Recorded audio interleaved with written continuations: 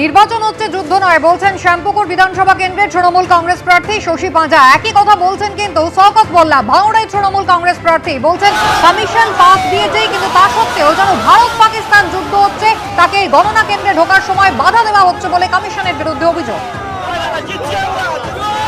গোটা বাংলা জুড়ে জয় বাংলা হবে, আর দক্ষিণ 24 পরগনায় 31টা সিট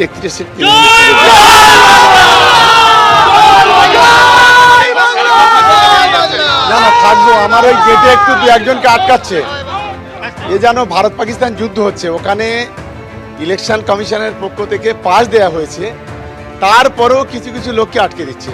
এটা সম্পূর্ণ ইলেকশন কমিশন এত ভারত পাকিস্তান যুদ্ধের মতো প্রথম দিন থেকে সাজোয়া গাড়ি থেকে শুরু করে যত সেনাবাহিনী নামালো, কিন্তু দুর্ভাগ্যের বিষয় যে এখানে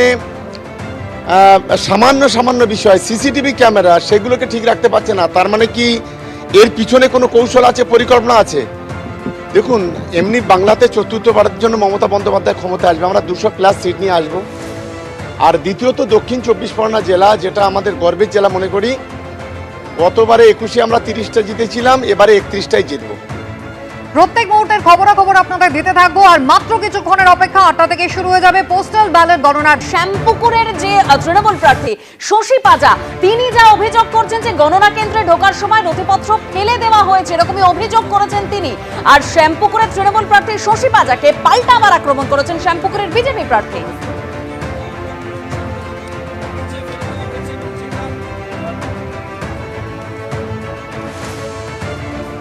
কি ফেললো আবার? আমরা এগুলো কাগজ তৈরি করি, এগুলো আমার কম্পাইলেশন শিট 17C দুমদাম ফেলে দেবে এরকম দেখিনি। এটা নির্বাচন, যুদ্ধ নয়। প্রত্যেকটা টেবিল অ্যারেঞ্জ করলাম, ফেলে দিচ্ছি কেন? দাঁড়া, আরে এইটা টেবিলে তো বসবে, এইগুলো ফর্ম 17C, এর থেকেই তো নাম্বার উঠবে। আনারি যারা নির্বাচন করতে জানেন না এসব করে। ওনার নাটক ডে 1 থেকে সব দেখছে, সবাই দেখছে।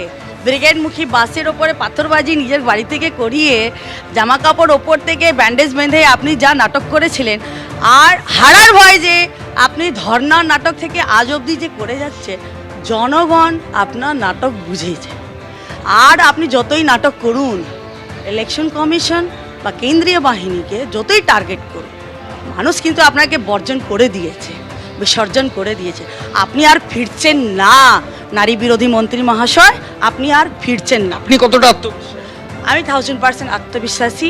শ্যামপুকুর মানুষের জয় হচ্ছে, বাংলার মানুষের জয় হচ্ছে।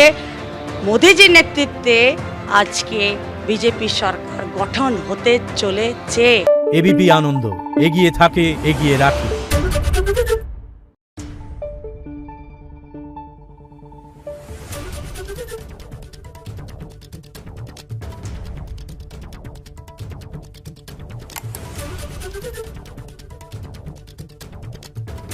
Thank you.